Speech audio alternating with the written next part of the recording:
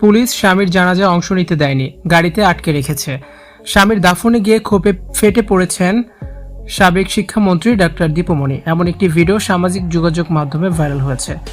স্বামীর জানাজা ও দাফনে অংশ নিতে আদালতের নির্দেশে নির্ধারিত ঘণ্টায় প্যারোলে মুক্তি পেয়েছিলেন সাবেক পররাষ্ট্র ও আওয়ামী লীগ নেত্রী ডাক্তার দীপুমণি।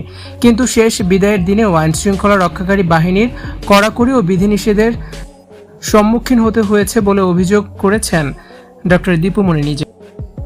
বরণী কবরস্থানে এভাবেই নিজের ক্ষোভ প্রকাশ করেন ডাক্তার দীপুমণি।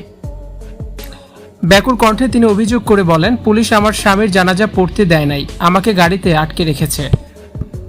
স্বামীর জানাজায় শরিক হতে না পারার কষ্ট ও পুলিশের ঘেরাওয়ের মধ্যে নিজের আবেগ নিয়ন্ত্রণ করে কড়া বার্তা দেন ডাক্তার দীপুমণি। তিনি স্পষ্ট দৃঢ় কণ্ঠে বলেন, আমি এখন আমার স্বামীর কবরে মাটি দেব, কেউ আমাকে আটকাতে পারবে না। এরপরই পুলিশের বলয় পেরিয়ে স্বামীর কবরের দিকে এগিয়ে যান দীপুমণি। শত বাধা ও মানসিক যন্ত্রণার মধ্যেও পরম শ্রদ্ধায় নিজ হাতে স্বামী তৌফিক নেওয়াজের কবরে তিনি মাটি দেন। সেখানে দোয়া প্রার্থনা করেন এবং মোনাজাত ধরেন।